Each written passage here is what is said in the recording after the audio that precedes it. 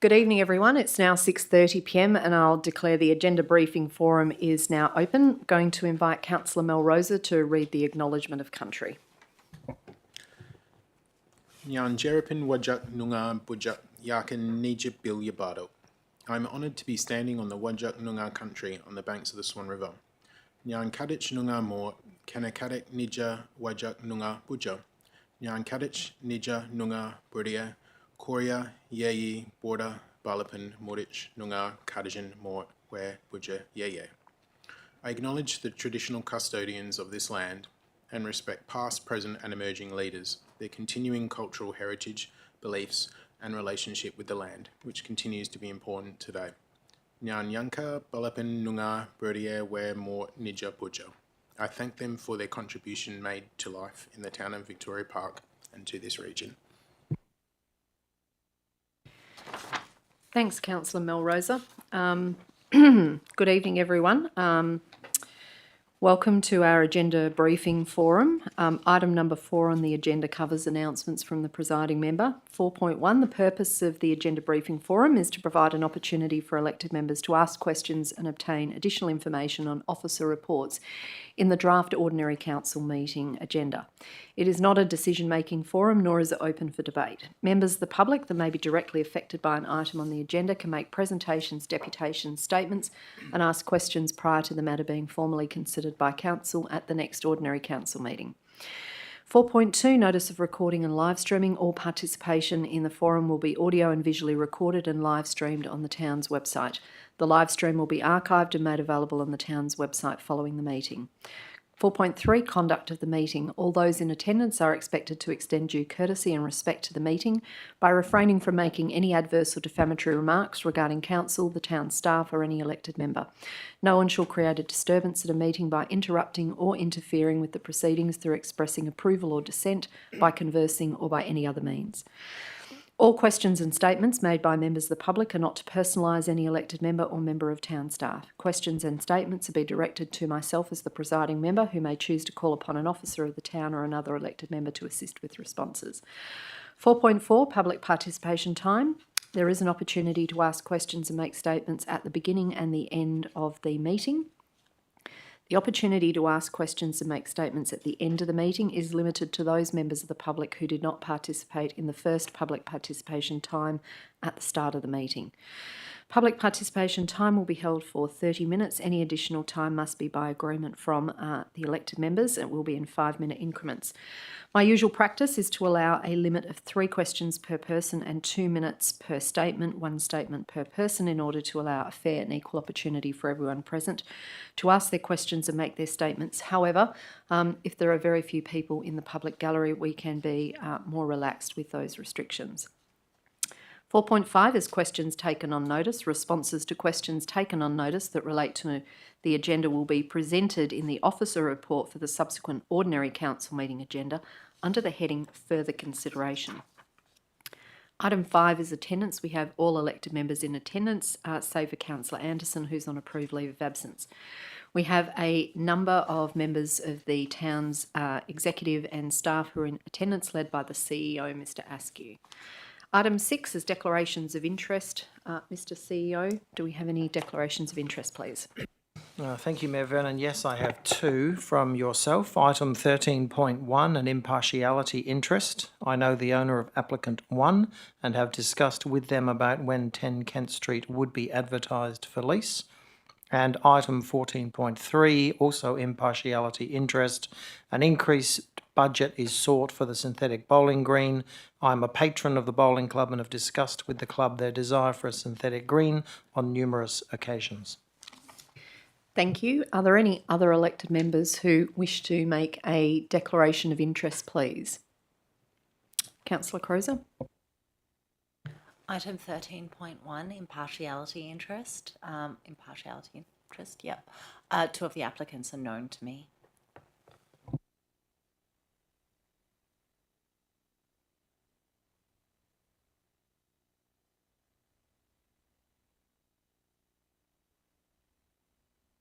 Anyone else who needs to make a declaration? Deputy Mayor Miles. 13.1, impartiality, interest. More than one of the applicants are known to me.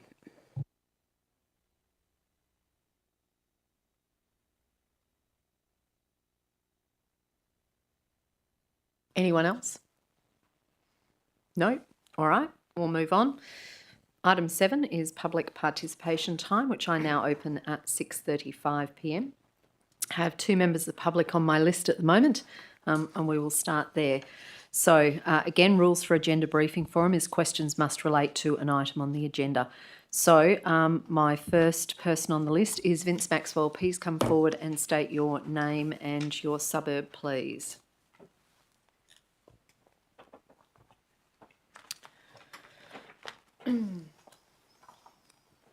Good evening, Vince Maxwell from Victoria Park.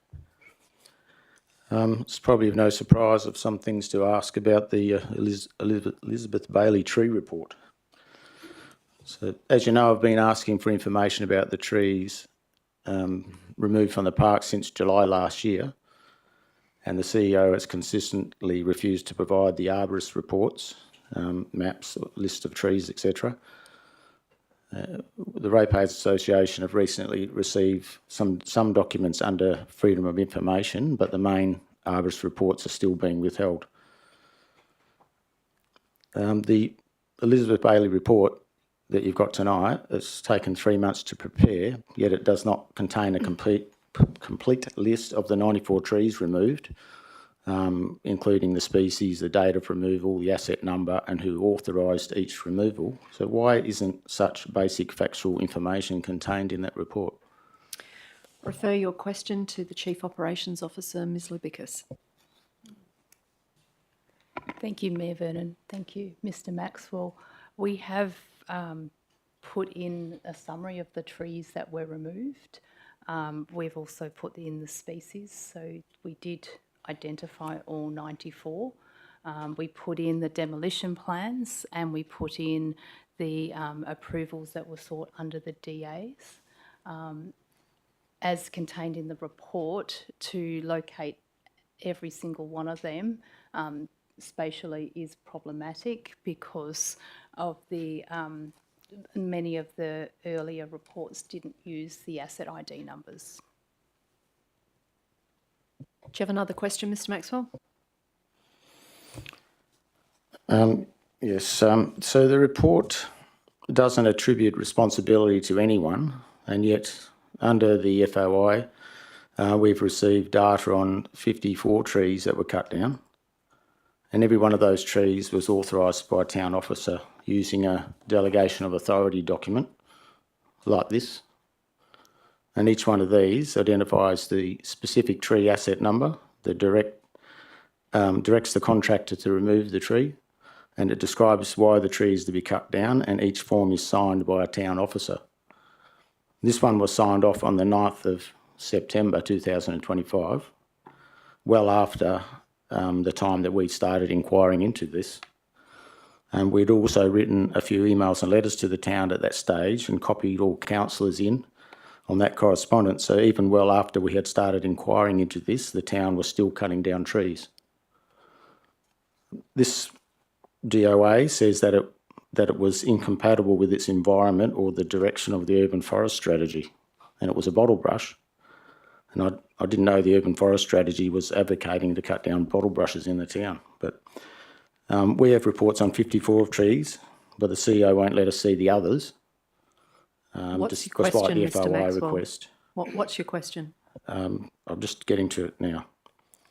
So, despite the FOI requests and many letters to the town and elected members, not one of you have lifted a finger to help us get that information. In fact, not one of you had the courtesy to even reply to our emails. So the question is, what is the devastating secret you are hiding, and what is stopping you, Mayor, from moving a motion to require the CEO to release this information?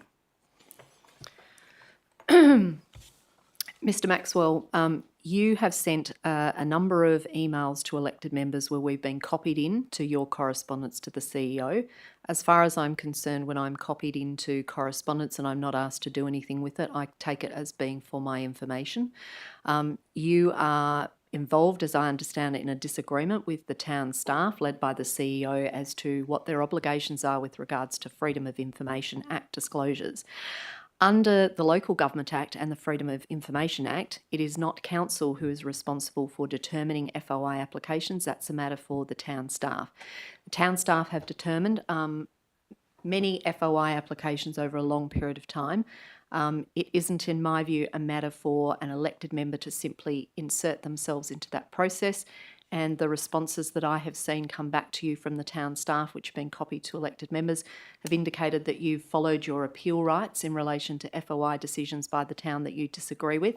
And I, again, don't see a role that I would play in inserting myself into a statutory process for appeals against FOIs. So if you're unhappy with the town decision about an FOI that you brought directed to the town, then you're aware that you have a process for appeal. And if you're unsatisfied with that, you have a further opportunity for external review. So I'm not accepting the underlying proposition of your question that there's some devastating secret that I am seeking to keep private and not willing to disclose. And as for your question about why I am not personally willing to move a motion, I will move a motion if I consider A, it is warranted, and B, it falls within my remit. At this point in time, Council has yet to consider this tree removal investigation report, which this Council requested and directed be obtained. So we need to go through the process of drilling into the investigation report and having our debate at the coming council meeting. Do you have another question? Yes, I do. I've got some corrections to what you said, but I'll write them to you and see if you reply to that one. Mr Maxwell, as you well know, there's no debate in this forum. There's no debate at any council meeting. So if you disagree with the things I've said, you're very welcome to write to me about them personally, and I will endeavour to respond to them for you. So what's your next question? That's okay. No, I was just saying that, you can publicly contradict what I'm saying. but I Mr can't Maxwell, I'm can't not trying say to anything publicly back. contradict what you said. Please don't argue with me. You know what the rules are. Just move on to your next question. So, on page 14 of the report, it says it is unclear whether an additional 19 trees were removed by council. And it goes on to say, it is thought that 14 are associated with the updated report to council on the 10th of December 2024. However, this is not clear as the specific tree asset numbers were not identified in that report, just the tree's general location on the site. So this shows that the staff are not sure what the council voted on, and from what I can only assume that the council also didn't know what it was voting on. Now, I can't ask the councillors here in this forum, and they don't answer email, so I can't even ask them that way. So you, Mayor, at the time that you moved this motion in December 2024 and voted on it, did you fully understand what trees you were voting to remove? So, Mr Maxwell, don't usually take the view that questions are to be directed to individual elected members about their voting patterns. Clearly, I was a member of a council that awarded the contract for the construction of the Elizabeth Baillie Park upgrade, as you're well aware, and a report was sent to council, and it now appears from this report, looking back at that report together with all the documents that were attached to it, that other eyes have considered that it wasn't clear with regards to 14 of these trees that are thought to be associated with it. I am waiting to find out what is the position that the town will give us in relation to this matter with regards to the council report. So my understanding was that I was aware that more trees were being sought to be removed in the contract tender that was to be awarded to MG Constructions than were originally floated back in 2021 from the design of the park. And some of those, having seen I'll call them the mud maps or the diagrams of where those trees were located, my general recollection, given that this is well over almost 18 months ago, that there was an understanding of where the trees were that were going to be removed. But again, it's a matter for the town staff to provide the appropriate advice to elected members for them to make their decision. So that's all I can tell you at this stage and answer that question. Now, there is another member of the public who is waiting to ask some questions. You've indicated to the council liaison officer that you have lots of questions. If you wouldn't mind, I'd like to give the other member of the public an opportunity to ask their potentially only 3 questions, and then I can come back to you if that's all right. That's fine by me. Thanks, Mr Maxwell. We're going to call on Luana Lissandro if you'd like to come forward. I understand that you have both questions and a statement that you'd like to make on 13.4. Yes, thank you, Mayor Vernon. Luana Lissandro, Lathlane. Just in terms of disclosure, I was a councillor in the period in relation to some of the council resolutions, just to Thank you. impartiality. My first question is in relation to, I guess, the recommendation point number 2.5 in relation to a planting program and replacement. It's kind of two-pronged. Did the town submit, while the development application, my understanding is that obviously the heritage component is not just the building, it's the landscape and it's the trees and the vegetation. Was that submitted to the Department of Planning and Lands and Heritage prior to any works starting? And what advice did you get from the Department of Planning and Land and Heritage? Refer that question to the Chief Operations Officer. Thank you, Mayor Vernon. Thank you for your question. Yes, we did refer the master plan to the Department of Land Planning and Heritage, and so it does have a referral case number, and the advice was just accepting the plan. It also talked from memory, and I'll clarify this. It actually talked to the importance of the tree-lined driveway and some of those other elements as well. I guess as part of that plan, was there any identification? I believe obviously from the urban forest strategy and the town doing audits on a biannual basis in relation to street tree conditions, was there an audit done in parks and reserves, and specifically what would have been back then Edward Millen, but now Elizabeth Baillie? Was there a audit prior to even the initial tree audit that was reported in this report? So just to make sure we're clear, so the report does refer to a tree audit in 2023 and one in 2025. You're referring to a period outside that, or just? Yes. Okay, all Yep. right, just want to be clear. Prior to that date. Yep, okay. Those dates. Ms Libicus? Thank you. Yes, there was an audit done in 2020 that Hassel undertook in preparation for the detailed design. Did they geolocate those trees? Ms Libicus? I haven't been able, so I can see them on the detailed plans, but in terms of exact geolocation, we haven't been able to find the records that they have been detailed geolocated. They weren't included in the intramaps, town's intramaps? I'll direct that question back to Ms Libicus, but I will ask you, are you planning to ask a lot more questions? Because I've obviously have one more. That's all right. I've obviously asked Mr Maxwell to step back in case. It would be unfair to you if you only had 3 questions to ask, but just noting that sometimes when people receive their answers, it prompts them to ask further questions. Thank you. But we'll go with the question there, that last one, Ms Libicus. Thank you, Mayor Vernon.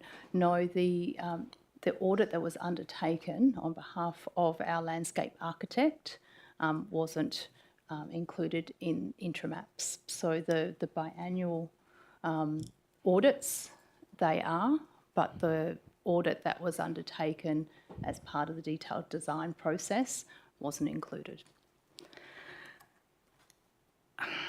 You had another question? I have further questions, but I'll let Mr Maxwell, but I'll just say one more if there's further time.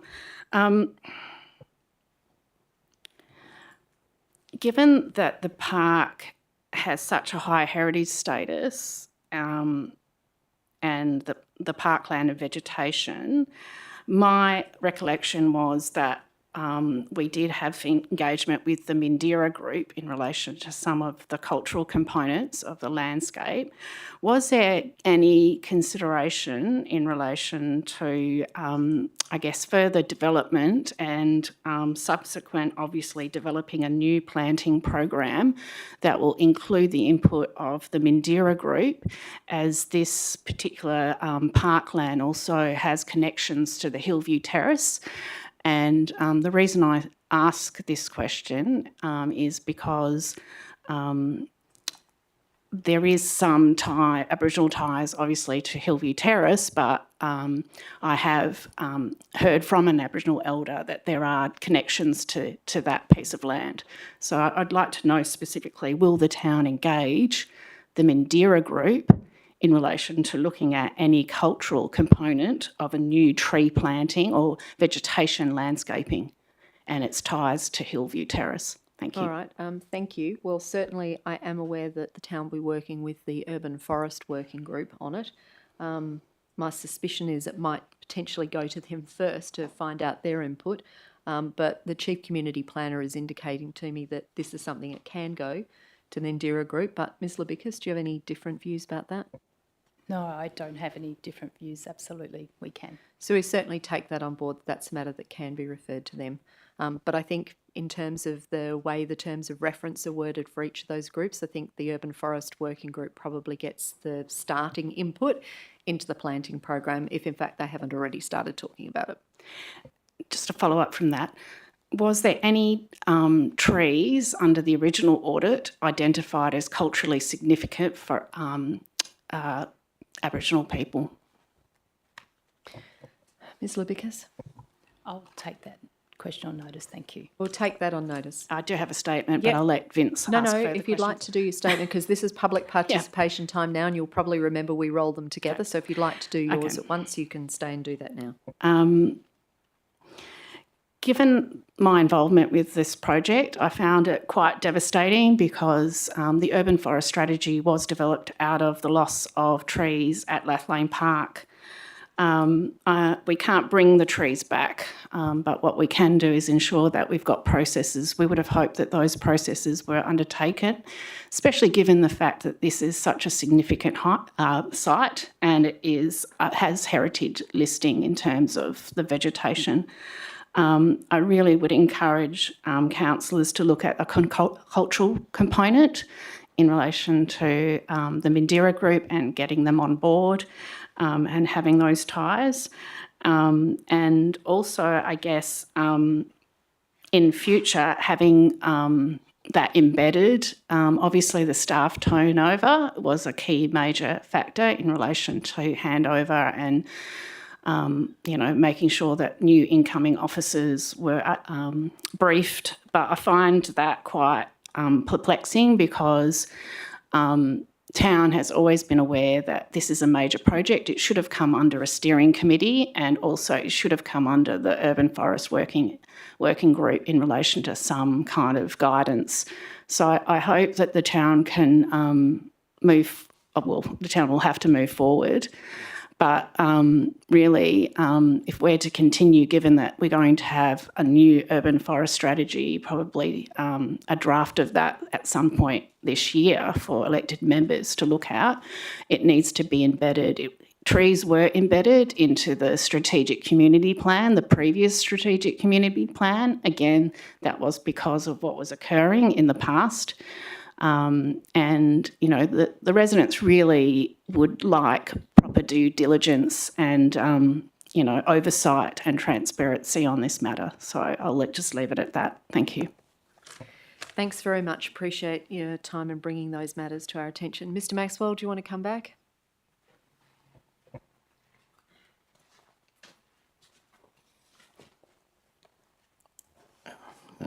Thank you. Now, I just want to question the town's claim that the majority of trees removed were unhealthy or exotic. So on page 9 of the report, the table categorises the 94 trees removed, and it shows 7 trees listed as dead and 7 trees listed as poor health. The rest of them are in fair health or good health. So that is 14 trees out of 94 that could be classified as unhealthy. And a majority of 94 would require at least 48 to make a majority. And since July, the town has repeatedly stated that the majority of trees removed were unhealthy or exotic. So given only 14 trees are identified as dead or in poor health, does the town now confirm that at least 34 additional trees, to reach a minimum of 48, were classified as exotic? Ms Labicus? Do you need to take that one on notice? Yep. We'll take that on notice, Mr Maxwell. I was going to suggest that if the town cannot provide those numbers tonight, will the CEO formally withdraw the repeated public claim that the majority of these trees removed were unhealthy and or exotic? Well, Mr Maxwell, I'm not aware of the CEO having made any real statements in any public meetings about this since you've been inquiring. My understanding, Mr Maxwell, is that you have complained about a former town officer who at a council meeting referred to the majority of the trees removed being unhealthy or exotic species. It isn't my understanding that that was a statement made by our current CEO or indeed by our former CEO. It was my understanding it was made by a former officer of the town at council meeting. And I know that you have questioned that on previous occasions. Mr CEO, is there anything that you wish to say about Mr Maxwell's question?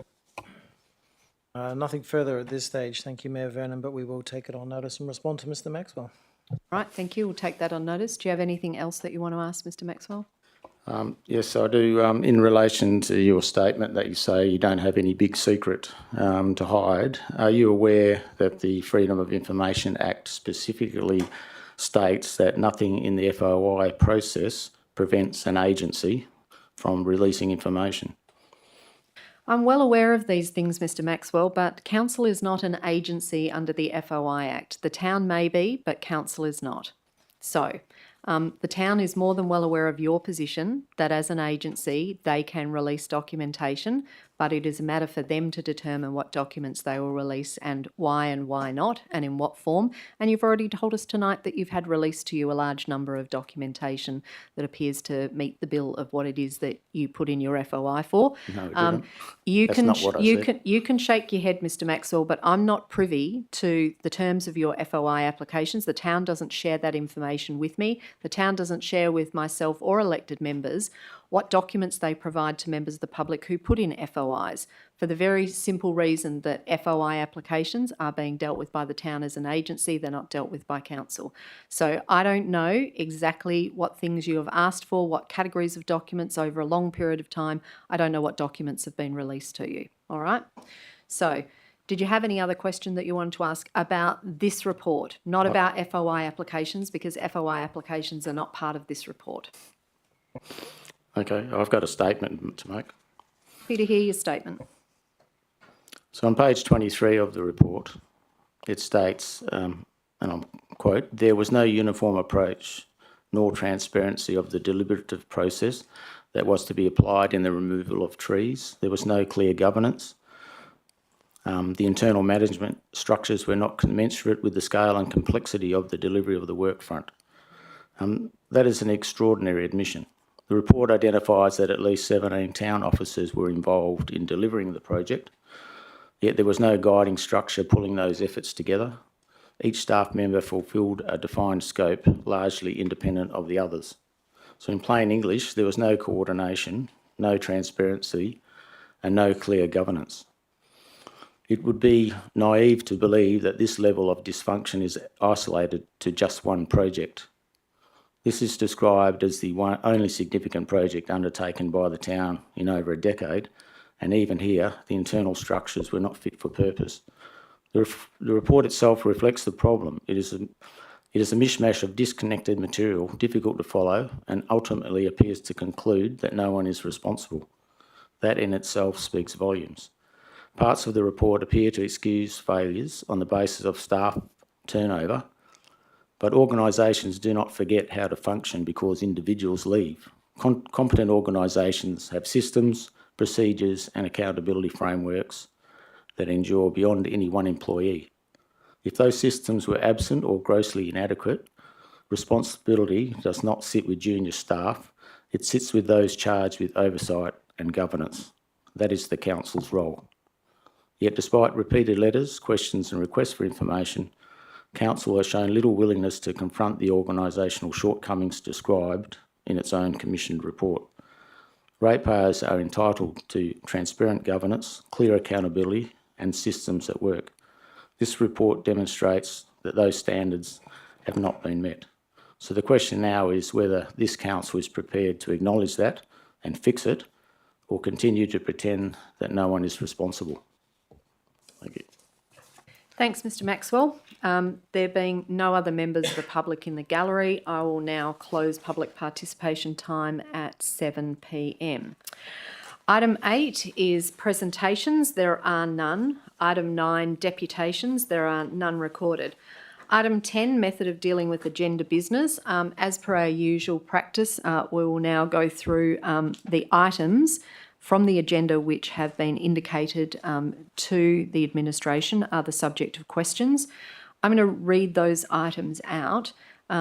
If any elected member has submitted questions and received answers to your questions on these items, such that you no longer need to ask your questions about these items, they'll be removed from the list and we'll only be proceeding with questions from the items that are identified. And equally, once you've heard the list, if there are items on the agenda that are not in my list that you want to ask questions about, please let me know and we'll add those item numbers to the list. So these are the matters that we'll take questions from for the purposes of this evening. 12.1, Endorse for Public Advertising, Draft Economic Development Strategy 2026 to 2030. 13.1, 10 Kent Street, East Victoria Park, evaluation of EOI submissions. 13.2, METRONET agreements. 13.4, Elizabeth Baillie investigation report. 13.5, TVP 2519, tender for tree planting and watering. 14.1, financial statements January 2026. 14.2, statement of accounts January 2026. 14.3, mid-year budget review 2025 to 2026. 15.2, corporate business plan quarter 2 progress report October to December 2025. Now, firstly, easy one. Are there any items on the agenda that I didn't list that you would like to ask questions about? No, that was an easy one. Next question, are there any items that I have identified that we will be going to that you have already asked your questions, received your answers, and you don't need to have proceeded further? Councillor Ingram. Thank you, Mayor Vernon. I asked a couple of questions in regard to 14.2. I believe the answers I've received so far are satisfactory. Thank you. All right, thank you. So that's 14.2. I'll just double check. Are any other elected members planning to ask questions about 14.2? Taking that, that's a no. So we'll take 14.2 off the list. Thank you. Anybody else who has an item that they've asked questions on that they don't wish to pursue? Councillor Minson. Thank you. Yes, item 14.1, financial statements, January 2026. All right, thank you. So that's for Councillor Minson. Now, Councillor Ingram, I have you noted down. You've got questions. Do you wish to pursue them for 14.1? Yes, I do. Yep, that's fine. All right, not a problem. Is there anyone else who's asked questions and had their answers and don't wish to ask any more questions? Nope. All right, in that case, we're boxing on. All right, so we're going to start with 12.1, which is the item to endorse for public advertising the draft economic development strategy. I'm going to go first to you, Deputy Mayor Miles.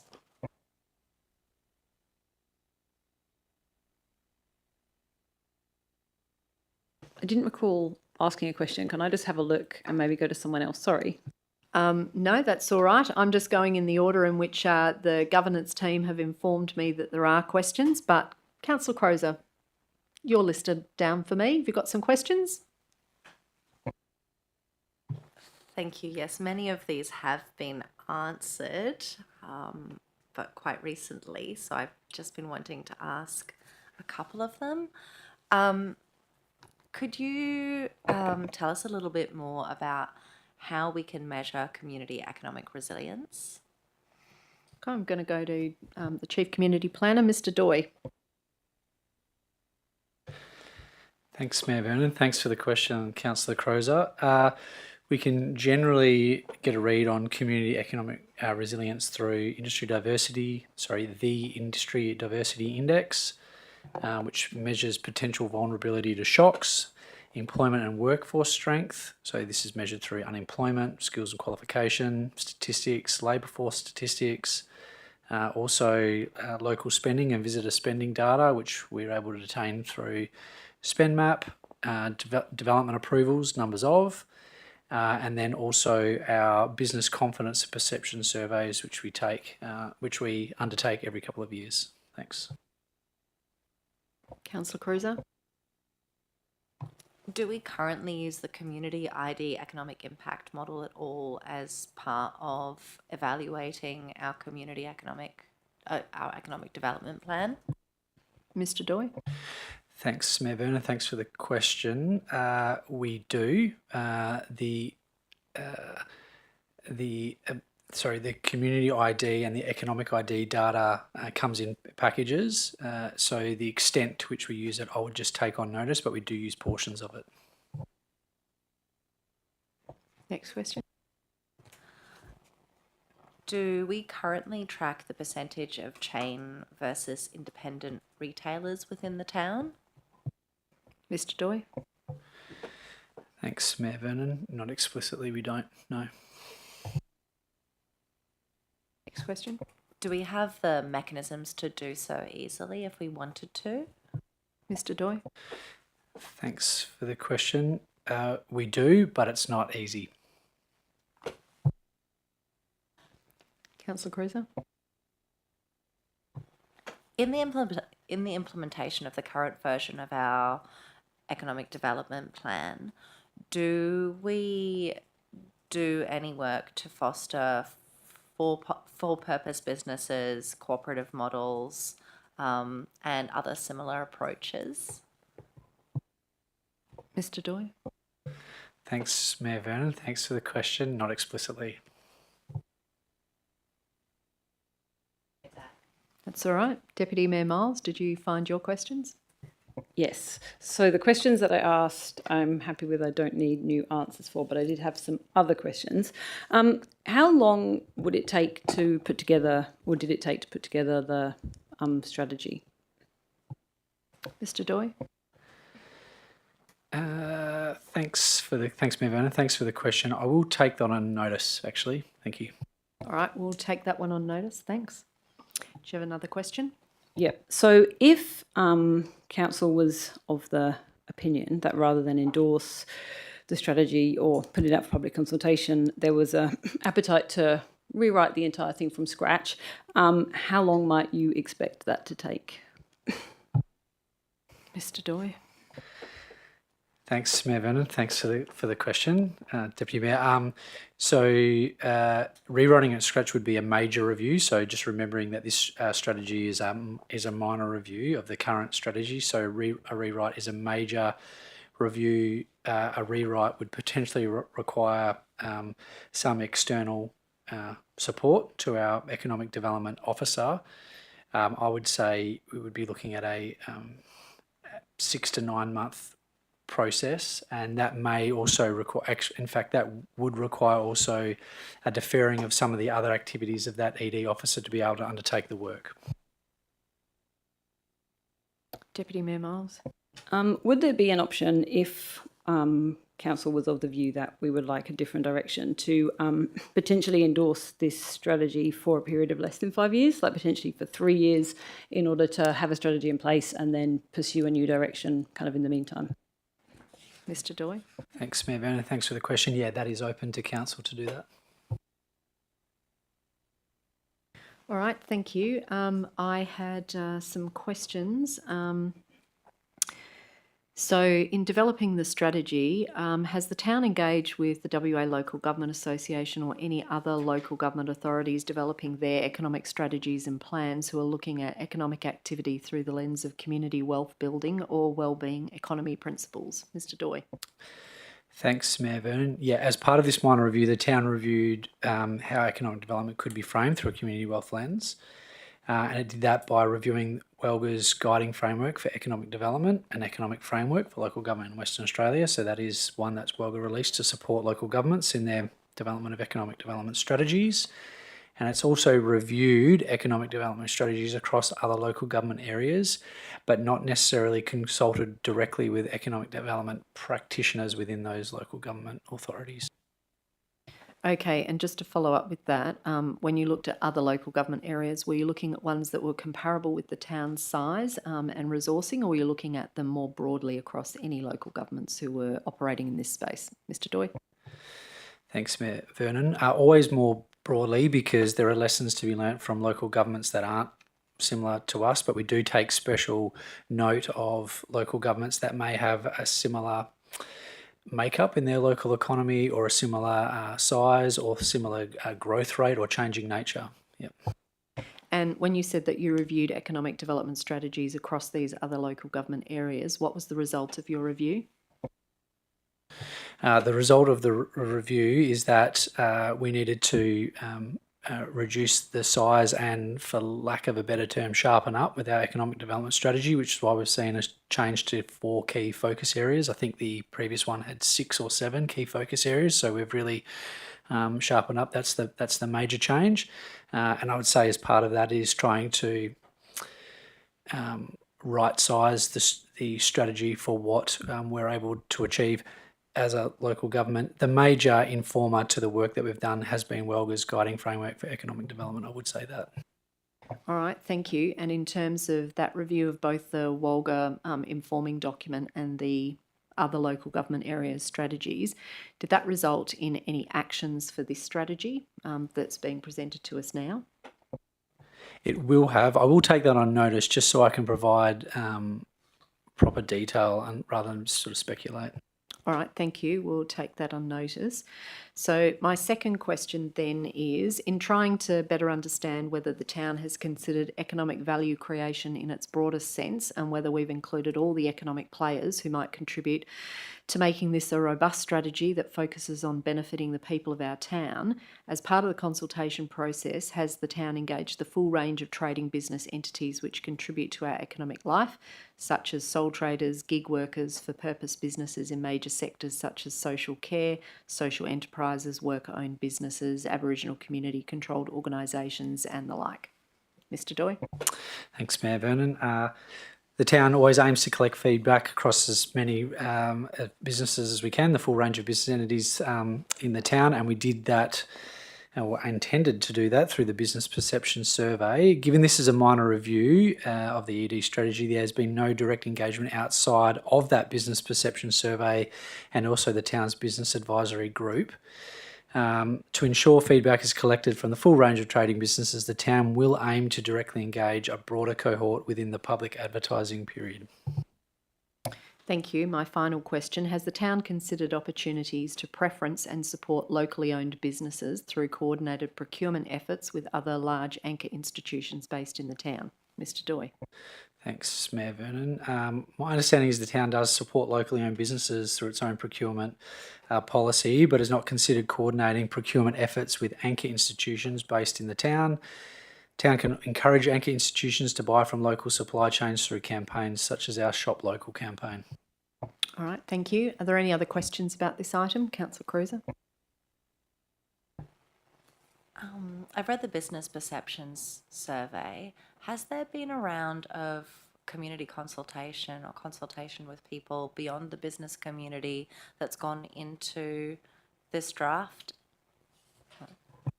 Mr. Doy. Thanks, Mayor Vernon. No, as part of the minor review of the ED strategy, consultation to inform the strategy has been through the Business Advisory Group and through the results of the Business Perception Survey. Noting, of course, Councillor Cruiser, that if we advertise it, there will be a level of consultation at that stage which is more broadly open to the whole public. And I think Mr. Doy's indicated the town could probably make some specific efforts during that, not just to advertise it as a standalone, but to reach out to types of stakeholders to encourage them to be a part of the review. Anything further? Given that so far this is drawn on perceptions from businesses and information from the Business Advisory business advisory group, there's potentially a situation where the broader community feels differently about what they want from a community development plan. Has there been discussion about what would be done if the community survey comes back with something that's quite at variance with what is currently in the draft? Mr. Doyle? Thanks, Mayor Vernon. Yeah, through the public advertising period, if we heard very obvious or emerging themes from the community around economic development within the town, we would be taking those very seriously. They may result in refinements or a change of direction in parts of the strategy, which we report on back to council. And in terms of the development of those focus areas, has consideration been given to thinking about particularly meeting local needs for employment or for trying to keep money recirculating within our local area, and which of those focus areas might that be represented within? Mr. Doyle? Thanks, Mayor Vernon. Yes, but I will take that on notice just to provide a detailed response. All right, we'll take that on notice. Anything further, Councillor Cruiser? No? Any other questions about the economic development strategy? Councillor Ingram? Thank you, Mayor Vernon. I would just like to ask a question regarding item 12.1.1 on page 19 under the heading of Outcome 3.1 at Action 3.12, which is speaking to Focus Area 3 around high value sectors. It refers to the use of destination marketing programs, and I'm just curious if there has been much thought given to the very nature of that destination marketing. Like, would this be a particular style of marketing to try and entice people from nearby events or programs that might then be drawn into the town to engage in the economic environment, or is this more of like a standard sort of vacation destination strategy? Thanks. Mr. Doyle? Thanks, Mayor Vernon. Thanks for the question, Councillor Ingram. So 3.1.2 is a continuation of activities that we already undertake as a town. So destination marketing is something that we've been doing for a fairly long period of time, but it is always evolving. We do try and showcase, it might be certain types of businesses. It's often places where there's a cluster of businesses we will try and showcase. We will try and leverage events or things that are happening more broadly, often through events at Optus Stadium. You might be familiar with Vic Park, the Home of Footy campaign. That is an example of one of our destination marketing activities. So they're the types of things that we already do, but we continue to try and stay relevant. So we will always be seeking to change and innovate to do what's best for the local business community. Anything further, Councillor Ingram? Yeah, just quickly. Thank you very much for the answer on that. That clarifies and clears that up for me. Just regarding, it's actually something Councillor Crozer just raised, which would be the hypothetical where there is an array of differing feedback that comes from the public consultation stage. Is there a particular weighting or scale that would be provided as compared to the impact and feedback that has so far been received from the business community? Mr. Doyle? Thanks, Mayor Vernon.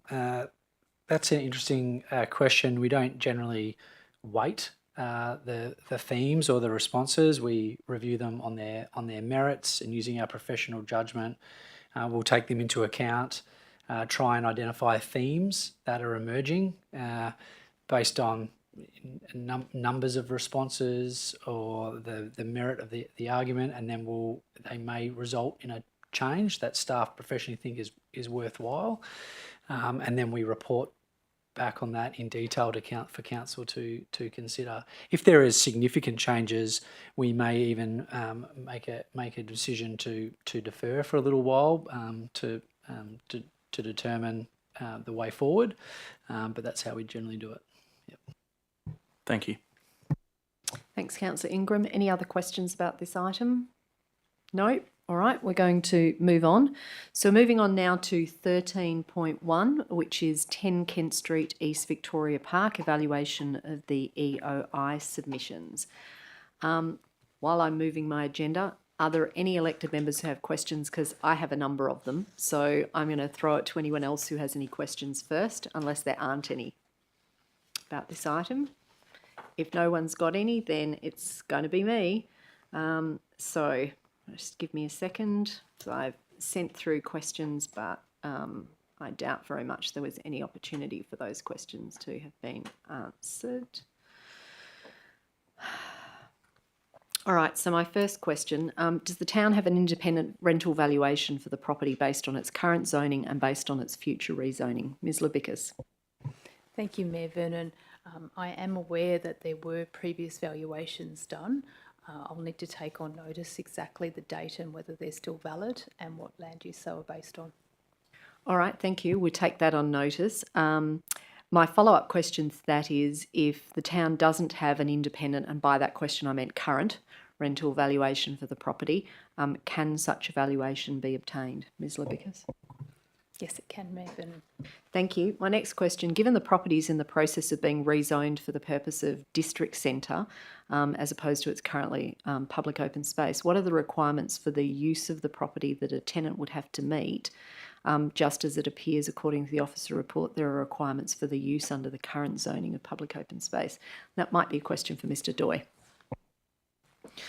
Thanks, Mayor Vernon. That is a question for me, and I wish I knew them straight off the top of my head, but unfortunately I do not. So I will take that on notice and provide a response. All right, thank you. We'll take that on notice. My next question, would a district centre zoning for this property make any difference to the type of tenant the town could consider for the property? I'm going to go to you, Mr Doy. Thanks, Mayor Vernon. The answer is yes, but in what regard? Again, I would take that on notice. All right, thank you. We'll take that part on notice. My next question, each of the applicant's draft key terms has the permitted use of the property listed as office. However, that seems to be inconsistent with the commentary in the officer's report that applicant 1 will be operating a retail shop, and there doesn't appear to be any other information about the other applicants.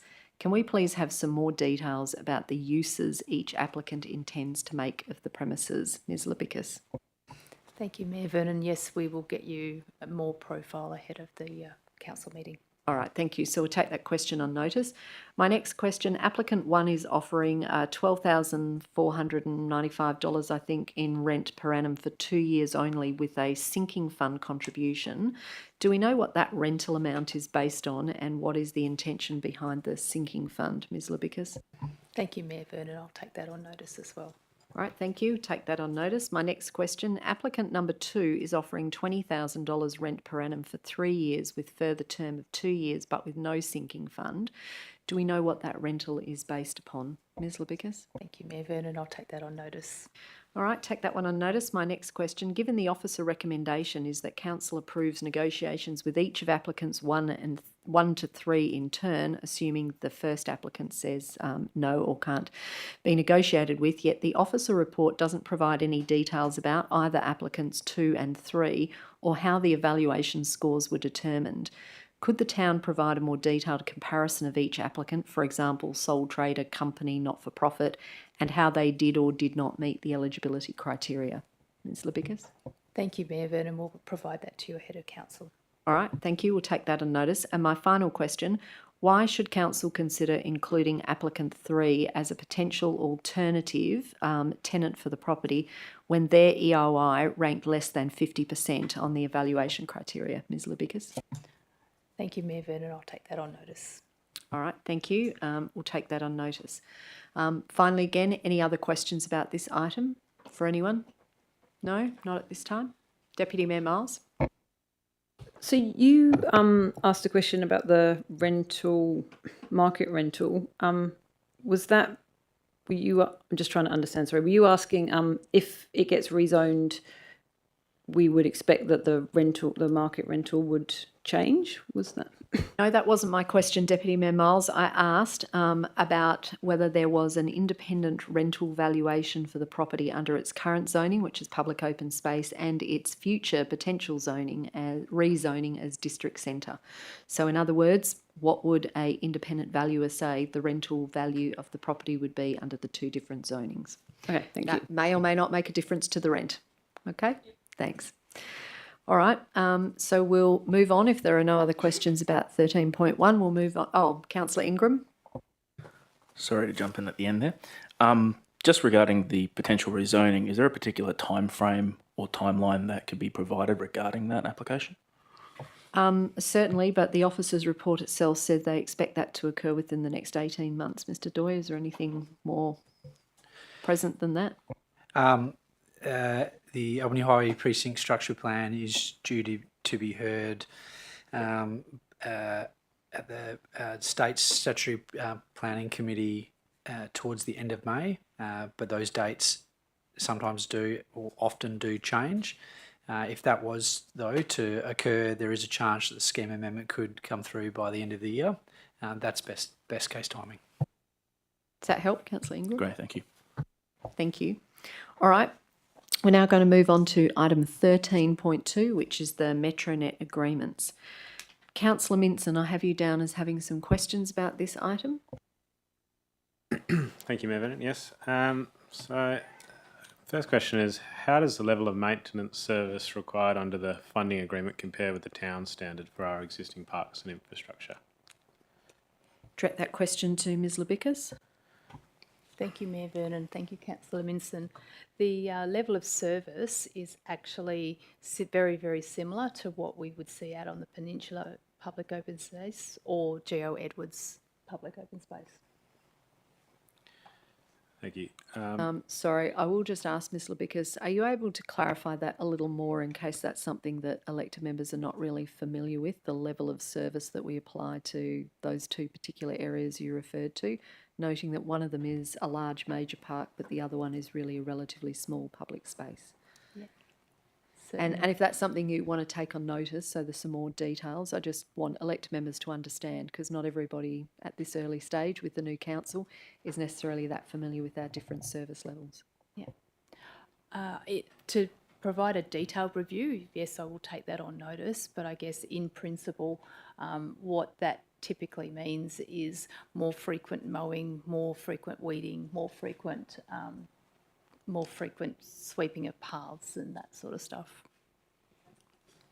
All right, so Councillor Minson, carry on.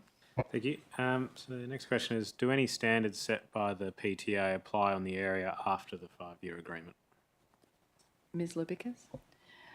So the intent is that the funding is a contribution towards the level of service that was agreed across the line.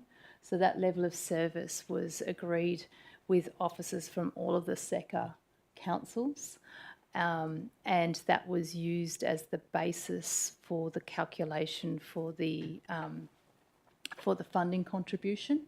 So beyond that 5 years, no, we're not bound to that level of service. Councillor Minson? Thank you. And just to clarify, so there is a section within the licence agreement under Annexure B, additional items. So you reference section 3.2, which refers to the schedule of, maintenance standard, which is what we're saying is similar to the Peninsula and Geo Edwards Park. But in section 3.1, it does kind of reference in good order or well maintained, words to that effect. So does that place, I guess, an obligation on the town to continue maintenance on some of those items, renew them, replace them if they fail beyond the initial 5 years and over whenever we have a licence agreement in place? Ms Labickas? Thank you, Mayor Vernon. Yes, it does. So these are considered gifted assets, so they become assets on our books and we need to operate and maintain them like we would any other parks assets.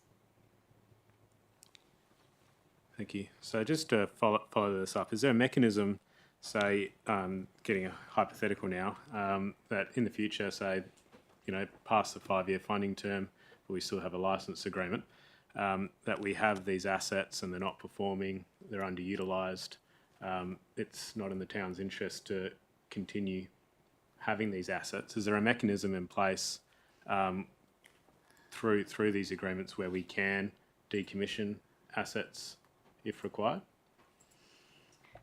Ms Labickas? The intent behind them is behind the agreements is that we replace them like for like. If we need to deviate from that, we do need to work with PTA on what that looks like. So yeah, I guess to clarify again, so the working with PTA, if you know, in that hypothetical, there is, I guess, a mechanism under these agreements where we can get through that type of negotiation and say potentially decommission unused assets. Yes, that's right. Yeah.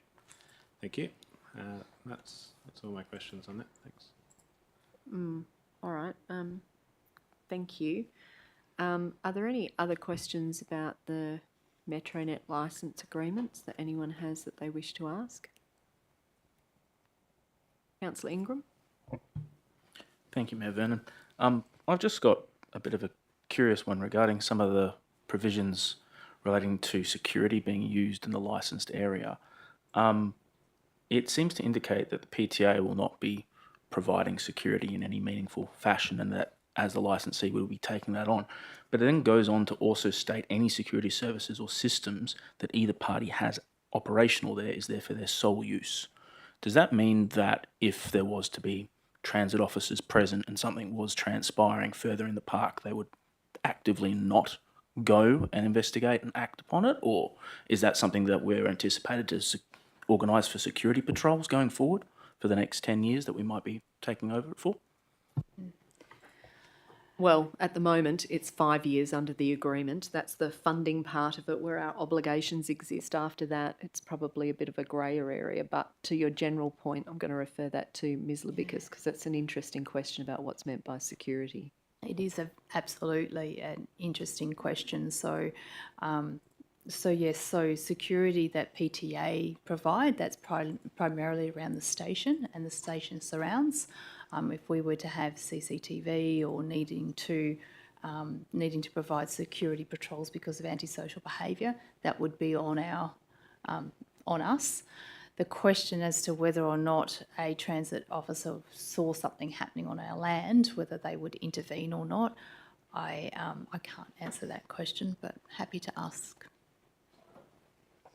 That's something you would like followed up, Councillor Ingram, to get some clarity about that? Because I think you'll find that PTA officers, their jurisdiction ends wherever the PTA's leased area or ownership area ends, which means under this it appears that we're in the gifted asset space, so everything in our area would not come under the PTA's security patrols. They would stay within the station precinct. My understanding and reading would be that we have a licence over the area, but the area remains property of the PTA. Absolutely, it does remain That would mean theirs. it would include the vicinity of Long Park, would be my understanding. So Well, perhaps clarity might be worth seeking. I think we can seek some clarification of that, but my understanding is our licence is a licence for exclusive use by the town to make it available to their community, so that the PTA doesn't really want to be involved in these matters on an ongoing basis, because ordinarily they wouldn't be. But we'll take that on notice and see what clarification we can get about that. Are there any other questions about this particular item? Councillor Cruiser? What are the implications if we do not sign this soon? Ms. Libicus? So from a financial point of view, if we don't sign this soon, currently PTA are maintaining that area, but they're maintaining it, and to maintain it, they are drawing down on the allocation of funding that they had earmarked from us. And currently they are drawing down at probably about $43,000 a month, and that's based on the agreed unit rates that they funded us from. So as of, I think, March, they will need to go to market to get those services, because their alliancing arrangements are going to cease, and basically they'll draw down on that money at a rate that the market dictates. So that's from a maintenance point of view. Releasing the money for the public toilet is also contingent on us signing up to these agreements. I think maybe Councillor Cruz's question is a bit bigger than that. It's like what actually happens in a general sense if we don't sign this agreement at all, leaving it up to the PTA to determine, given it is PTA land, what will they do with it if we're not agreeing to undertake any of the maintenance, replacement, long-term responsibilities for the gifted assets. Yeah, so they maintain it at the level that they see fit. So there's the answer. They'll maintain it at a level they see fit, and that would mean that our ratepayers don't have to fund it on an ongoing basis. Would that be fair to say? Yep. Councillor Crozer, no, it was follow-up from you, so. Do we have an in-principle agreement that they will rectify the issues with irrigation and so on? Ms Lubicus? Yes, we do. So there are some outstanding items on the defect list, irrigation being just one, and we have a commitment that they will. But I think just to be clear, that's defects liability list for them with Allure, their contractor, is that right? Yes. So their contractor has to go through and fix up all the things that they haven't yet done or not delivered properly, because I think that was part of what the Sector councils were wanting to ensure, that any agreements that were presented made sure that when we took it over, we weren't taking over stuff that hadn't already been rectified. Otherwise, we'd be taking assets that were already broken or worn out or were already not working and needed to be replaced, which would end up falling to us to take out of the amount that's being allocated notionally for the maintenance every year, which would then be to potentially our detriment if we had costs that we couldn't control in that regard. So I think once they hand over practical completion, as in Allure over to PTA, that's the point in time. But if we were to sign these agreements, we'd be taking on the responsibility potentially earlier than that. Is that right? So the defect liability period still remains, so it's still 12 months. I think it's 100% survival rate for their vegetation as well. So, so there is some warranty periods that we actually get the benefit of.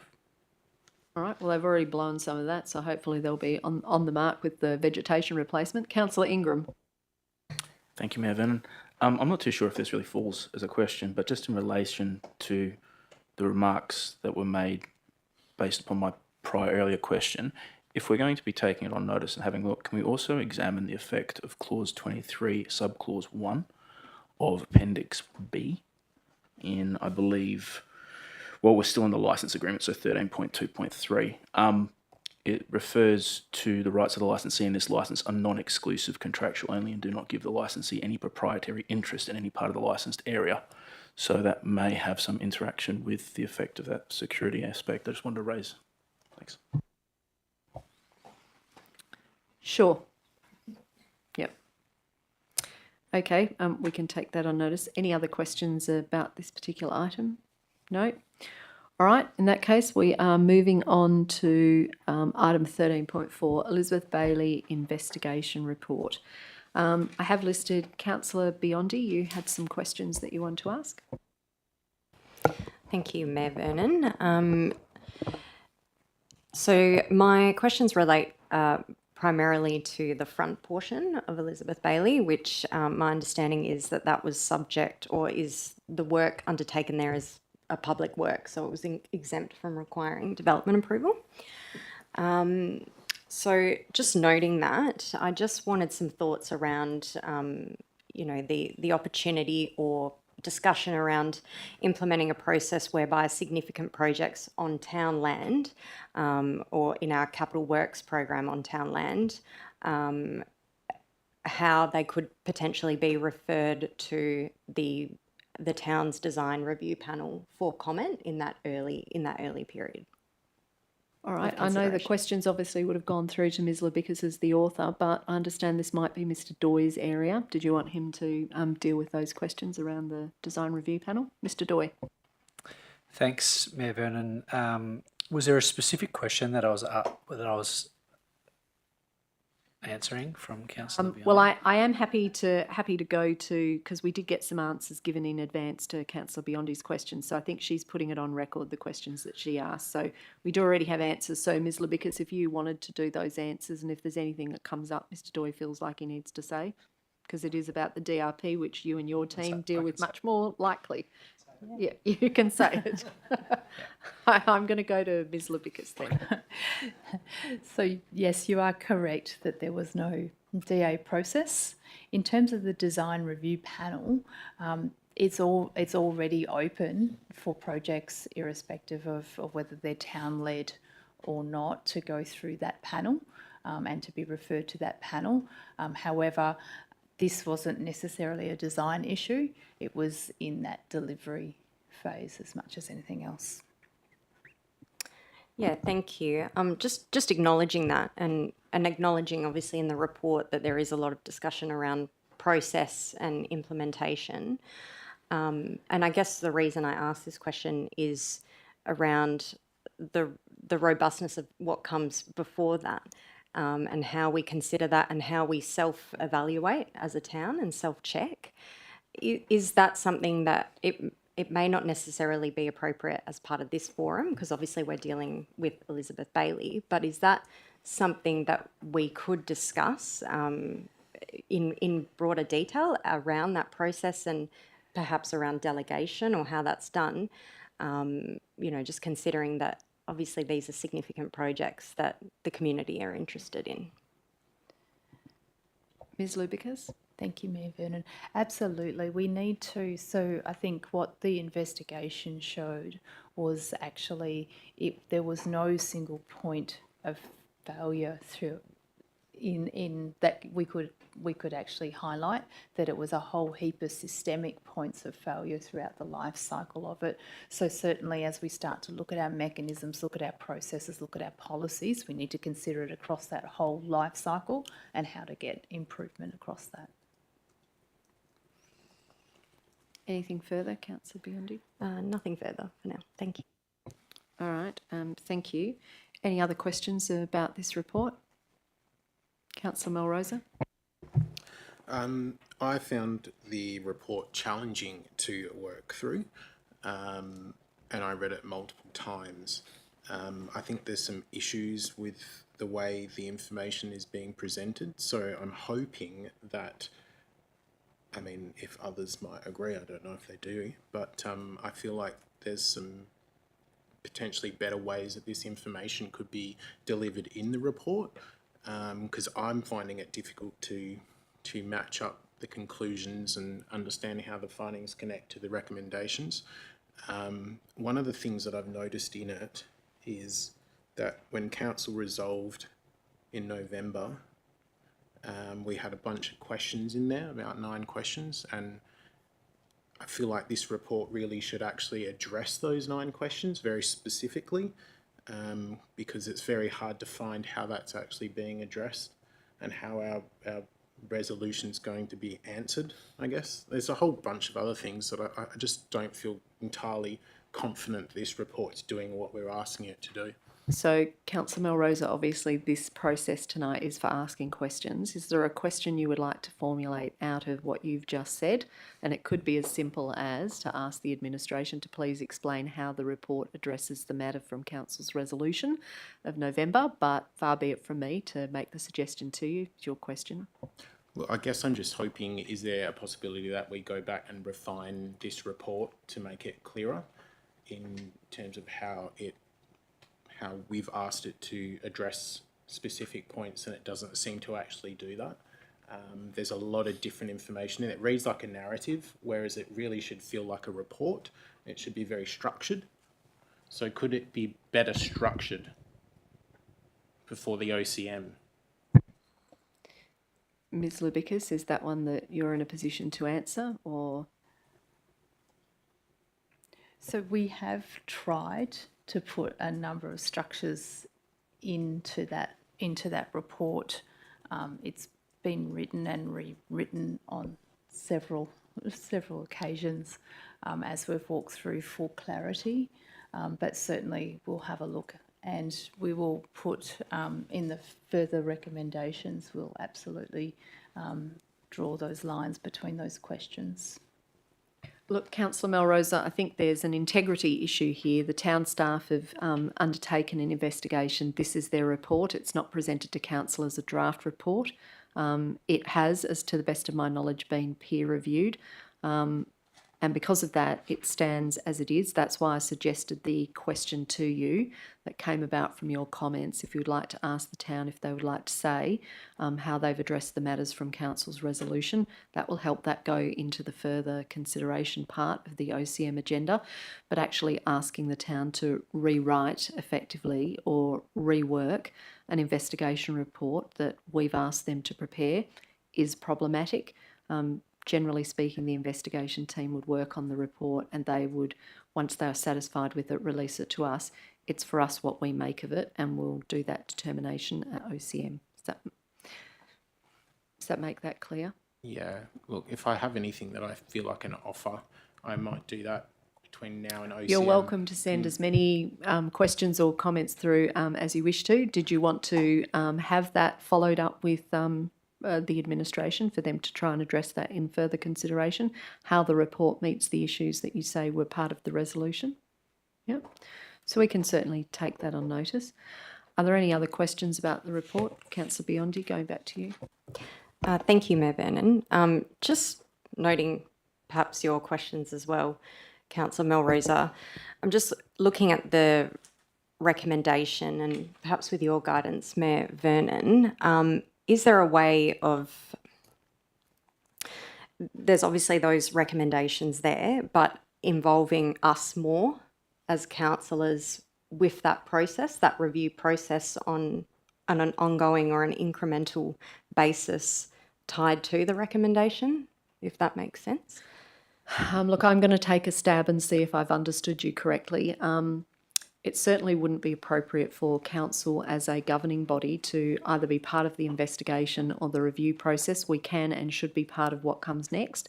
And clearly that's a matter that we need to debate at the council meeting as to where we'll be involved and what things we'd like to see happen and how we as an elected body will go on to be involved in that on an ongoing basis, if indeed it is our decision to do just that.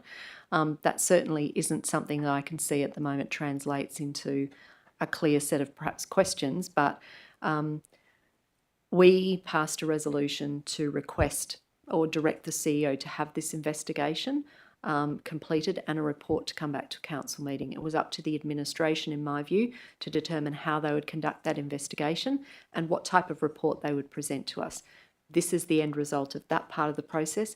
Now it's up to us to receive it and to note what is being recommended, and if we would like to see more recommendations or more opportunities for us to be involved going forward, then definitely the OCM is the opportunity for that.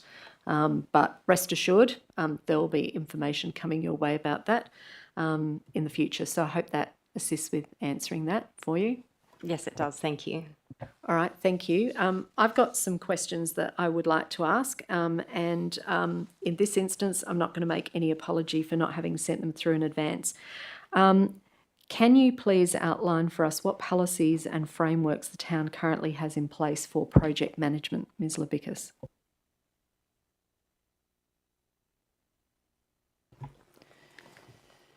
The framework that's in place for project management at the moment is one that I would describe as having evolved over time, and I would describe it as being quite well articulated as part of the project proposal phase, because that goes into the budget. But the extent to which project management is applied thereafter is dependent on the individuals. All right, thank you. The other part of my question related to policies, having looked at the town's website and its policy library at the moment, are there any policies to the best of your knowledge that relate to project management in the town? No, there's not. All right, thank you. Is the town currently using any software programs that would assist in project management, Ms. Labicus?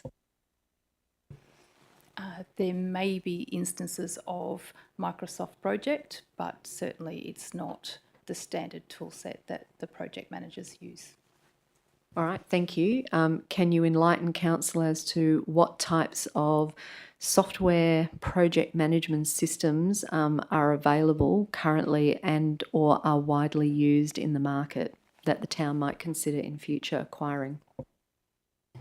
So the town has recently engaged a technology firm to start to have a look at the ERP and how these sorts of capabilities may interface with the ERP. So I'm aware, for example, that those councils who have taken up Tech One, there is a project management module. But I guess the advice from the tech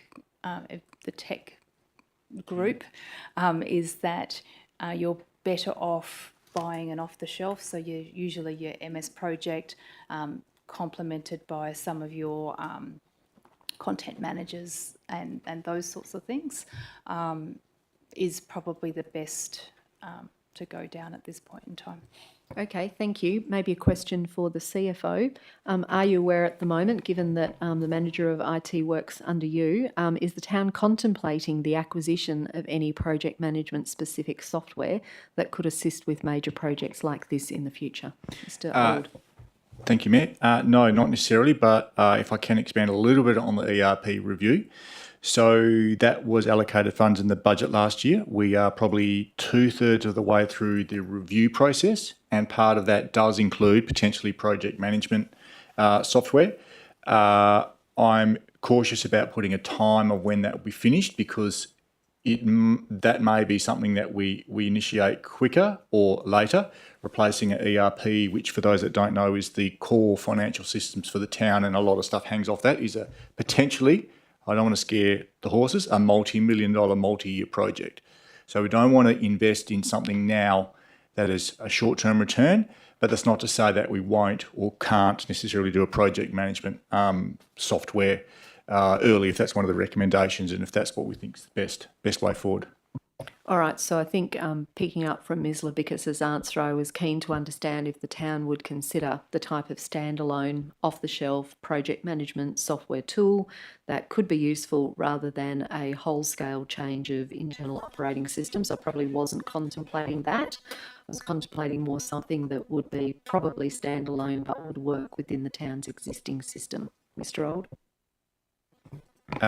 So to answer your question, no, we haven't done that per se. I guess this will instigate that, and there may be something within our existing Microsoft license that we can use a module or something out of MS 365 or something that we already have access to, but we'll review that as part of this process. All right, you're going to love this. Your answers give me more questions. So you say that the ERP review is 2/3 completed. Do you anticipate it will be completed by 30 June this year? Mr. Old?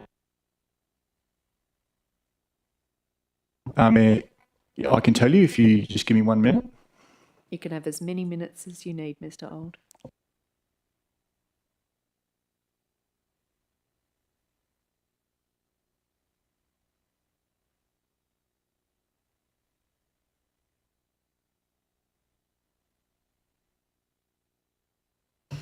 Mayor, I'll take that on notice. I do have that timeline, I just don't have it to hand. We may get the report this financial year. I've got a feeling it will trickle probably into the new financial year, but I'll clarify that for certain.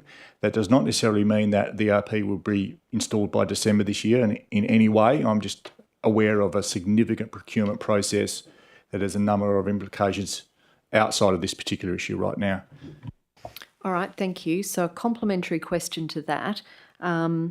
Is it possible in parallel with the completion of the ERP review that the town could identify the existence of standalone off-the-shelf project management software that's available for purchase, the likelihood of the budget for that, and if so, whether or not that would be something that elected members could consider as part of the FY27 budget, please, Mr. Old?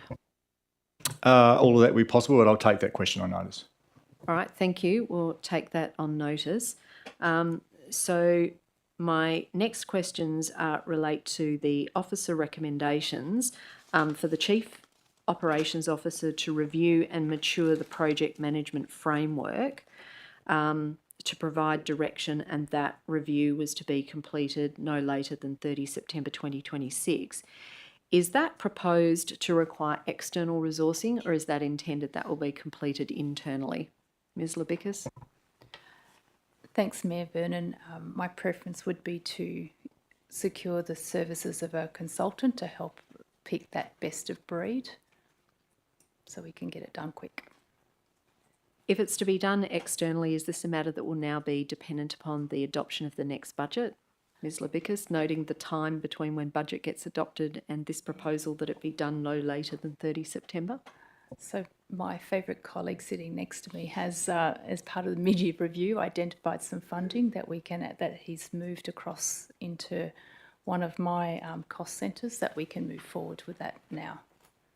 All right, so Mr Old, is that in the mid-year budget review? Did I miss something to that effect? Given I'm only raising it now. No, but I can give you that detail. Effective, it's not extra budget. It's just reallocating from a pre-existing consultant's budget, I think. But I'll take the question on notice and we can clarify that exactly.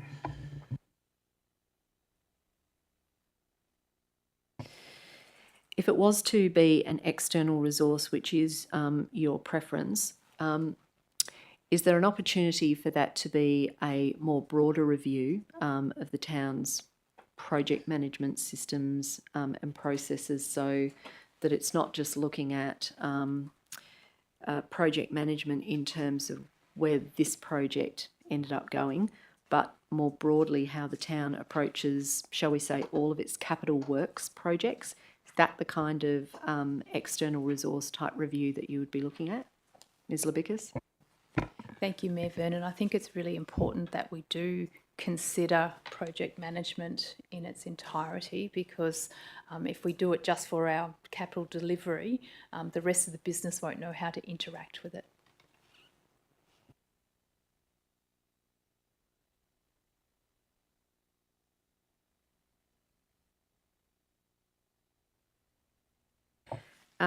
It's indicated in the recommendations that the town's project documentation as well as its policy would be reviewed. And again, the same date, well, to a degree, it might be said in the recommendations to be a little bit different than that, because it talks about the policy and the project documentation be reviewed to ensure appropriate approval processes are captured during town projects, but then it talks about a deadline date for town officers to receive training on the updated processes. So I guess my question is, would you anticipate that the policy and the project documentation be reviewed as part of the review of the project management framework? So it's all a part of the same thing, Ms Labicus? Yes. So I think there's two parts to the review that's required. So yes, there needs to be policies and processes that are set up as part of the project management framework. But equally, we have held back on the on policy 255, the tree management policy, so that we can actually look and see exactly where this has fallen through the gaps and work through from an authority and decision authority sort of point of view, that we make sure that we cater for that in the review. So we've held that back so that it comes to the second policy workshop this year.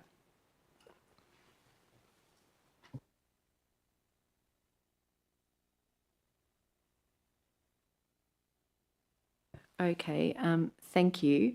In terms of the standard contract requirements that are said in the recommendation should reflect expectations in the management of trees, trying to understand from your report that you've presented to us, is there a portion of the report that you can point to that indicates that there was a significant failing with regards to the contract? And I'm making the assumption it's the contract between the town and the contractor who delivered the project, noting that we had independent experts in Hassel design this park upgrade. The report refers to an external superintendent for the project, and then obviously we had the actual contract for the delivery of the construction upgrade itself that occurred after the tender was awarded in December 2024. So we're talking about all of those types of contracts, or are we only talking about the end contract at the end of the line, the one for actual delivery of the project? Ms. Libicus? So I think certainly from the contracts that we have reviewed, that the contracts deal with our grey infrastructure really well, but it doesn't necessarily deal with the green infrastructure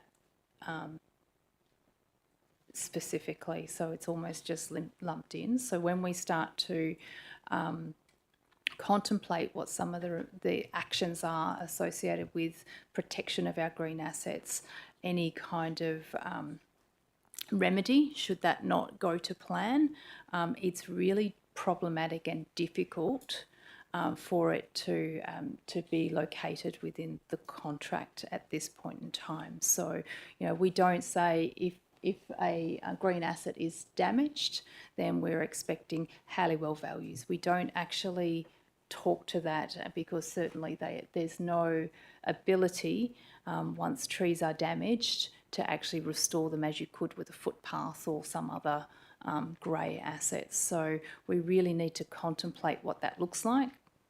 If we look at if we look at what's happened in this situation through the contract negotiation process, we have really we've really shifted the accountability for the protection of trees and the management of trees through it not being in the schedule of rates, but really being as a provisional sum. So that was that came through the negotiation process. So we really need to be very, very clear on the extent to which we want to protect our trees and the importance of that. All right, thank you. And in our standard contract documentation with the contractor who did the park upgrade, there's provision in that for ongoing maintenance for a period of time after the project is completed.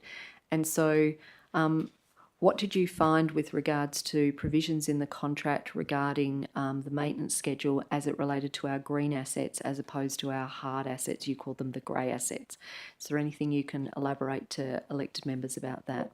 So was it clear that there would be some ongoing maintenance of the green assets or only the hard assets? Ms. Libicus. Thank you, Mayor Vernon. There was limited, in terms of maintenance, there was limited maintenance going forward for our, so obviously there's the soil testing, mowing, whipping, edging, that sort of stuff that keeps the aesthetics of the park up and going. There was some deadwooding of trees, but beyond that, I don't believe that it's well enough described what we want to happen. So is there room for improvement for contracts of this type of nature going forward in terms of both what clauses go in the contract around the protection of green infrastructure as well as what clauses go in the contract about ongoing maintenance periods to do with green infrastructure and or dare I say it, things like defects liability like in the post handover phase that relates specifically to green infrastructure, Ms. Libicus? Absolutely. So if I think about the trees and any defects around trees, so I think there is some survival rates for some trees, but I guess, and that's the new plantings, but not remedy for any damage to existing.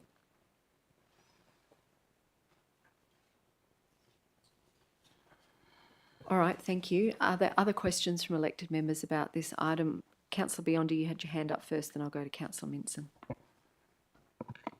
Thanks, Madam Mayor. I don't want to hog the platform too much. Just taking a step back, is this something that could or should be referred to our Audit, Risk and Improvement Committee for further discussion, or it could also form part of this recommendation or an amended recommendation for further review? Because obviously we're not just discussing this issue in isolation, but it's, kicked up a discussion around a lot of other issues. So just, wanting clarity around that possibility. Yeah, I think from my perspective, that's absolutely right, and it certainly is my proposal at the moment. I'm working on an amendment for the officer's recommendation around taking it to the ARIC, for sure. Yep. Councillor Minson? Thank you, Matt. Yeah, so I've got a question. So through the investigation, did the town, I guess, form an opinion on the adequacy of the resourcing or the resourcing at the time of the project management office? Ms Libicus?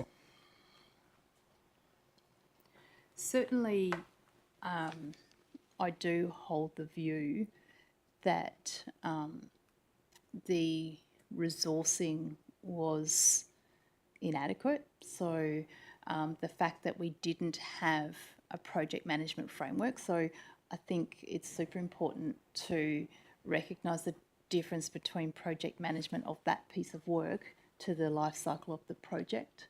And so we did have a single, well, in fact, we had multiple single project managers who operated within their networks, rather than having something that was connected up to get that certainty and repetition of decision making.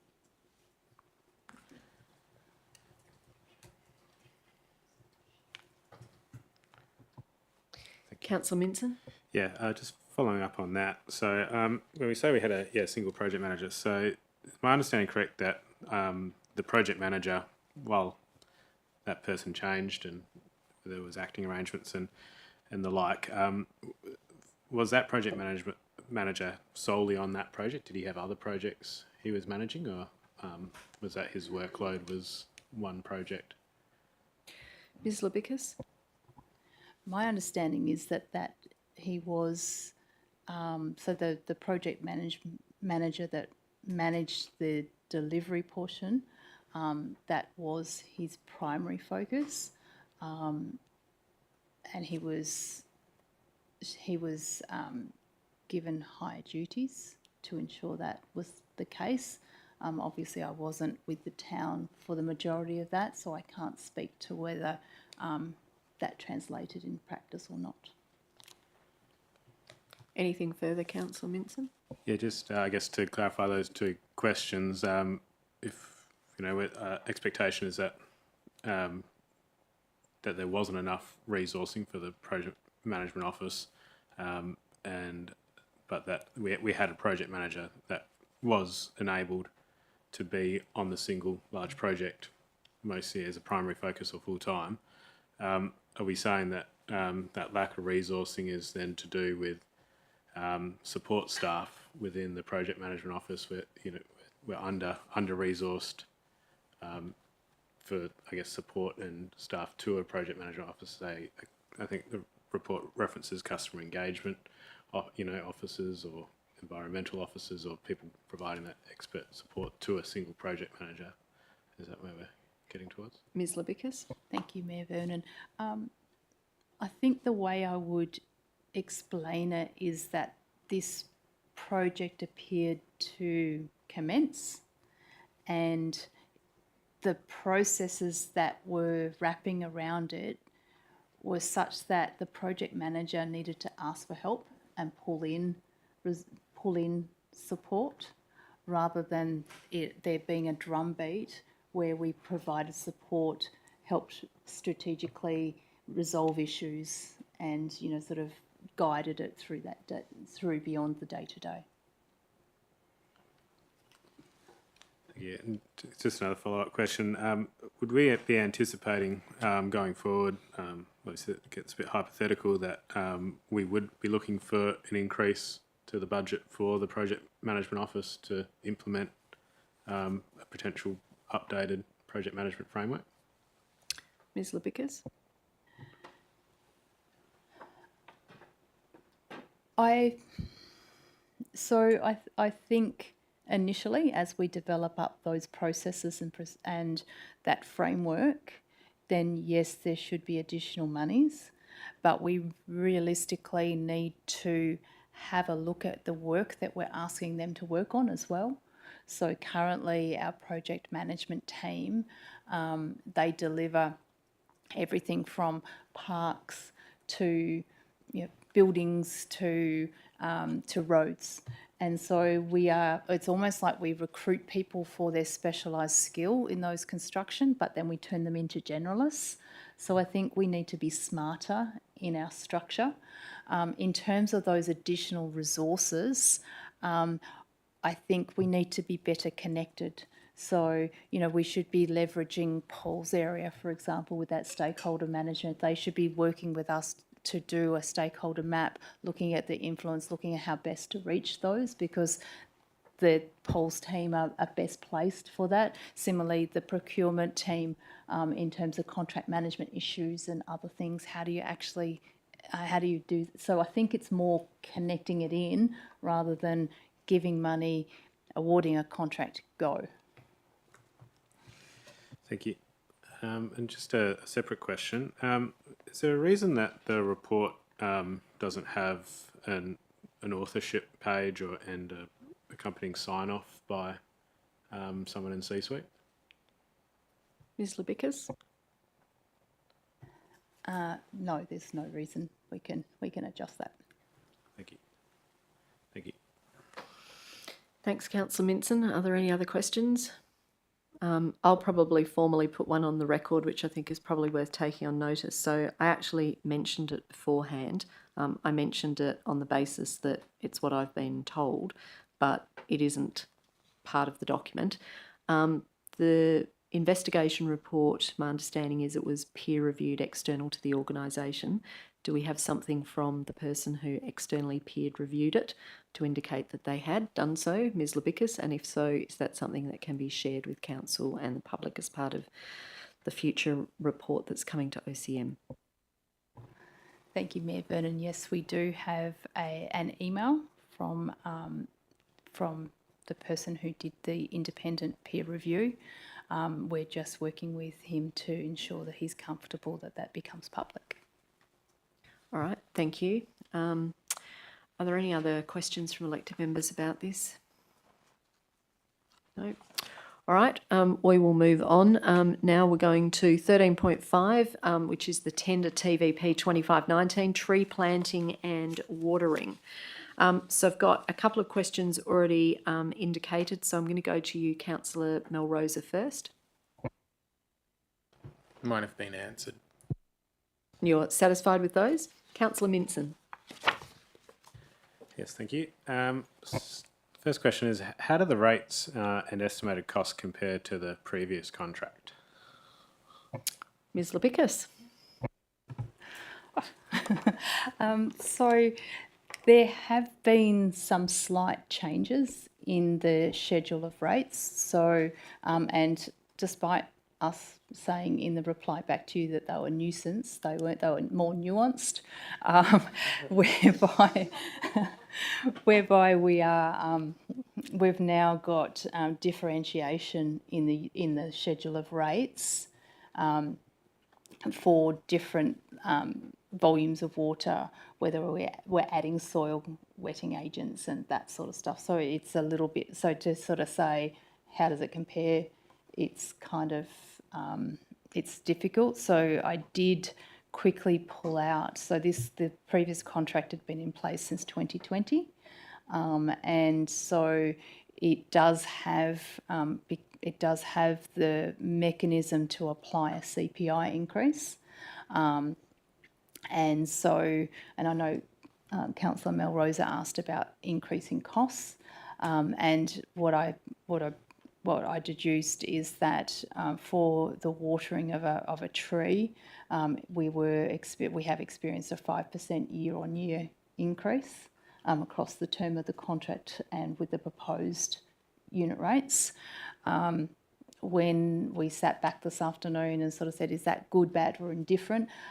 It's probably not unexpected given that the major inputs into that service is actually fuel and fertiliser. So it's quite okay. Councillor Minson? Yes, thanks. So I guess, is it possible to get then the last year of the current contract, the last year's value of the total invoice value, and then we can compare to, I guess, what we're predicting this first year of this proposed contract to cost. Ms Libicus? Yes, we can get that. Another question. Has there been consideration given to performing these works in-house? Ms Libicus? There hasn't been a business case pulled together for us to insource, and we will need some unit rate type data to actually understand the cost benefit of that. However, having said that, this contract that's on the table at the moment has expired, so we've mobilised some interim watering. And we do know that not only have we not done the business case yet, but we do know that the mobilisation, there's a little bit of time to capability in terms of building equipment, training, getting the right people and that sort of stuff. Thank you. Councillor Manson? Yeah, my understanding is that the contract proposes a schedule of rates that, we've asked for rates, and then we've estimated, I guess, how much the quantity of any particular item we're going to be using. Is there anything in the contract, I guess, compelling us to use a minimum amount? So I guess I'm getting at a theoretical situation where we were to look at in-housing some elements of the contract, that we are not, I guess, obligated to, say, use a certain amount of hours for a watering truck under the contract. Ms Libicus? I will take that on notice, but I guess there is that provision in our standard terms and conditions that we do reserve the right to terminate during the course of it. Thank you. Councillor Manson, that's everything? That's it. All right. Yeah, thanks. Any other questions in relation to the tree planting and watering tender? No? All right. We will move on to 14.1, financial statements, January 2026. Councillor Ingram. Thank you, Mayor Vernon.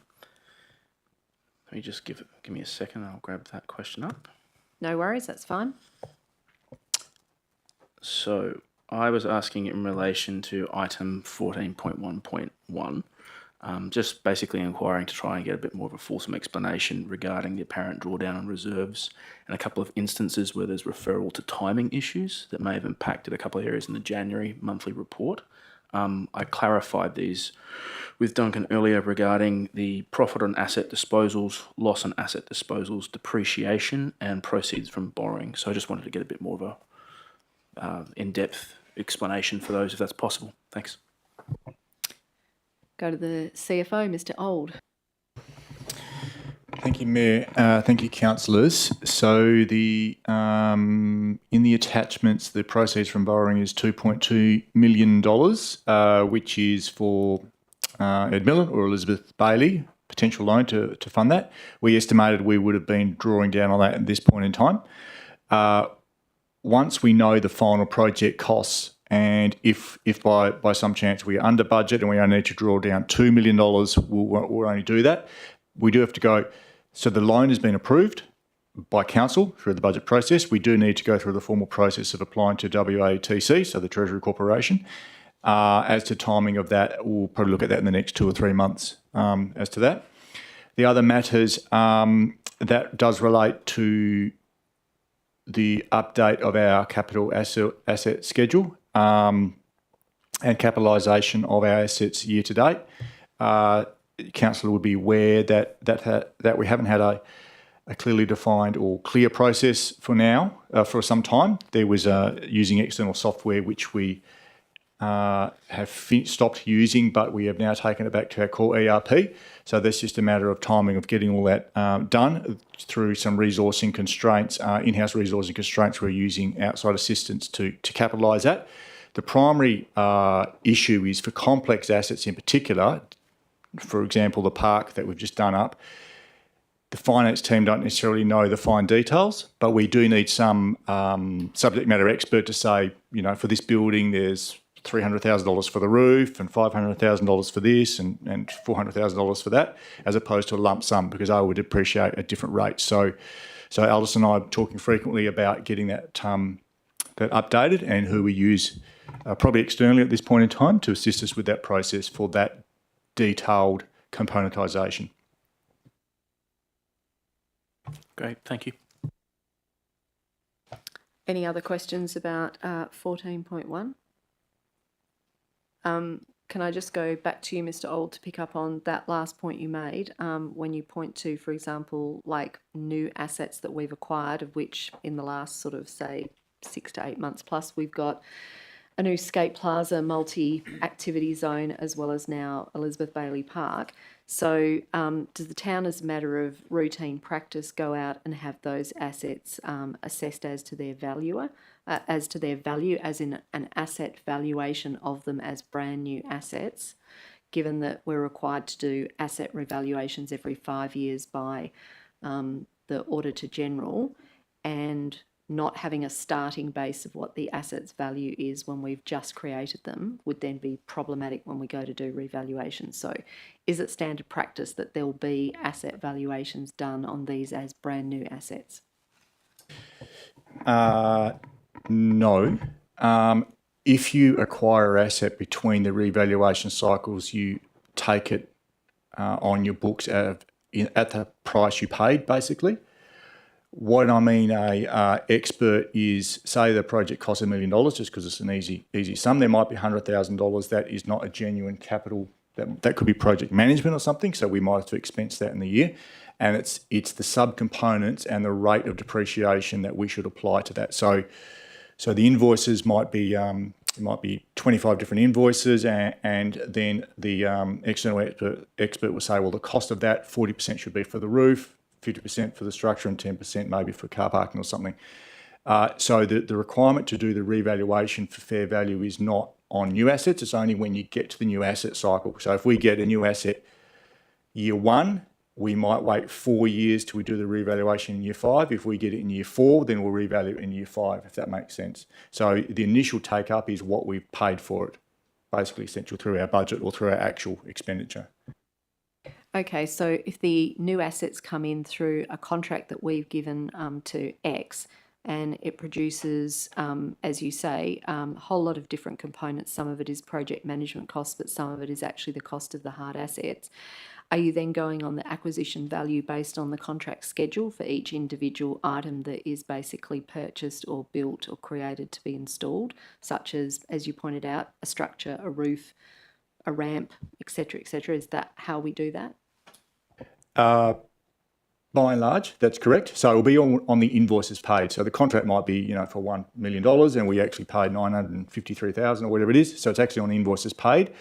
And you hope the invoice is detailed enough to be able to componentise it to a reasonable level. Sometimes it might just be a progress payment of $200,000. So there might be ancillary information that we use. I don't know if you have anything to add on how we might pick that up. It does depend a little bit on the contract or what they supply, on a whole nature of things. Some are very good, some are perhaps less detailed than what we would like. Okay, thank you. Ms. Labickas? Yeah, if I could add, so I think that's part of this review process as well. So having a look at what the as-constructed drawings are, having a look at what those values are, having a look at what critical spares are, we need to be better at that all round. Okay, good to know we're working on that one too. All right, so any further questions on 14.1? If not, we're moving on. So the next one now is 14.3, which is the mid-year budget review. So we've got a number of questions for this one. I'm going to go to you, Councillor Cruiser. You had a question about mid-year budget review? Okay, all right, thank you. Councillor Minson? Yes, thank you. Just one question. The proposed revised capital spend is now approximately $32 million. To December 2025, we've spent $10 million. How are we tracking to date, I guess, on delivering the further proposed $22 million worth of works? And is it likely achievable by the end of the financial year? Who's going to have a go at that one? Mr. Old, it's your report, so we're going to go to you.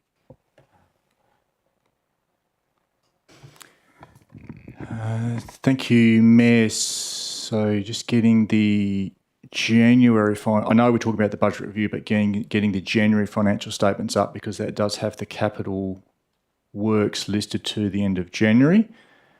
Just trying to find... Which you have actually done as attachment 14.3.3 to the mid-year budget review, haven't you? Because it says mid-year budget review statement of financial activity for, that's for the year ended 30 June. Sorry, so you're needing to look at 14.1.1. Sorry, Mayor. So 14.3 is specifically for the mid-year review. Right. I take it from Councillor Minson, it's more of a general overview of work to date. And therefore that's in the capital acquisitions on 14.1.1, the attachments down to that. We haven't made a detailed assessment of where we're at overall. I know that the chief next to me, who has taken a lot of the questions, so I'll take one for you, does have a frequent capital control tower of where we're at across all the projects. Probably take that on notice and provide you more detail, because there's just looking through here, there's things that I know might be delayed off the top of my head, but there's a lot of projects there, so we'll take that one on notice, I think, for full disclosure. Well, we'll take that one on notice, Councillor Minson. Was there anything further? No, nothing. Thank you. All right. I've got some questions about this item. So my first question, I sent these through earlier, but they were sent through relatively late. Firstly, for each of the 14 projects that I counted up said to cost more than the budgeted amount, can we please have an explanation for why each one will cost more? So, for example, scope changes, variations. That's my first question, Mr. Old. We'll have to take that on notice, but that information is available. All right, thank you. We'll take that on notice. Second question, for each of the projects said to cost less than the budget, can we please have an explanation for why they are costing less than the budgeted amount? For example, again, scope change, et cetera, et cetera. Is that another one for take on notice? Yes, Mayor, we will. Yeah. Thank you. We'll take that on notice. And finally, for each of the projects that are listed as being postponed, can we please have an explanation for the reasons why these projects are being delayed? Again, Mayor, we'll take that on notice. All right, thank you. We'll take that on notice. Are there any other questions in relation to the mid-year budget review item?